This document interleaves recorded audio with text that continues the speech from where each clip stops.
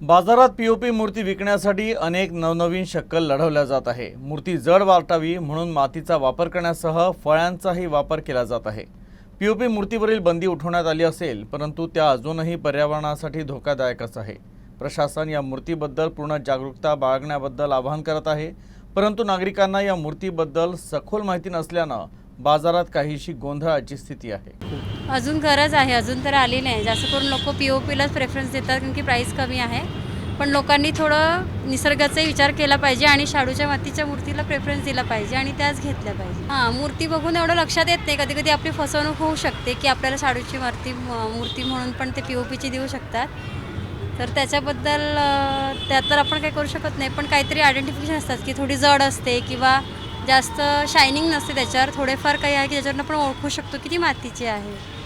लोकांना कसं मातीच्या मूर्त्या पाहिजे आहे, पण मातीच्या मूर्त्या महाग असल्यामुळे लोक पीओपीकडे जास्त वळत आहे आणि पीओपीच्या मूर्त्या सजवून विकल्या जात आहे। त्याच्यामुळे आणि मातीच्या मूर्त्या सजवलेल्या नाही राहत आणि पीओपी आणि मातीमध्ये लोकांना फरक समजत नाही। त्याच्यामुळे लोक कसे कन्फ्यूज होतात। लोक सांगताना पीओपीवाले हेच सांगतात की ह्या मातीच्याच मूर्त्या आहे, पण आमच्याकडे ज्या आहे त्या पूर्ण प्युअर मातीच्या आहे, शुद्ध माती। वर्षी जे आहे ते पीओपीच्या मूर्तींवर बंदी हटली आहे, मोठ्या प्रमाणाने याची विक्री होण्याची शक्यता वाटते का?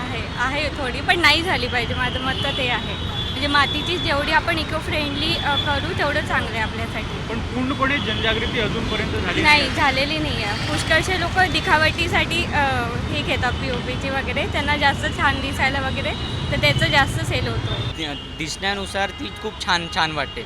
जसं की आपण म्हणतो, जसं दिसतं तसं नसतं म्हणून जग फसतं। म्हणून त्या जर पीओपीच्या मूर्त्या आपण घेतल्या तर त्यांनी पर्यावरणाला पण हार्म होईल आणि ज्या मातीच्या मूर्त्या जे लोक करतात, जे प्रॉपर ओरिजिनली आणि इमानदारीने मातीच्या मूर्त्या करतात, त्यांची सेल्स कमी होतील। त्यामुळे त्यांच्या पण याला हे होईल, त्रास होईल त्यांचा पण, कारण सेल्स कमी होईल। म्हणून मातीच्या मूर्त्या प्रेफर केल्या पाहिजे।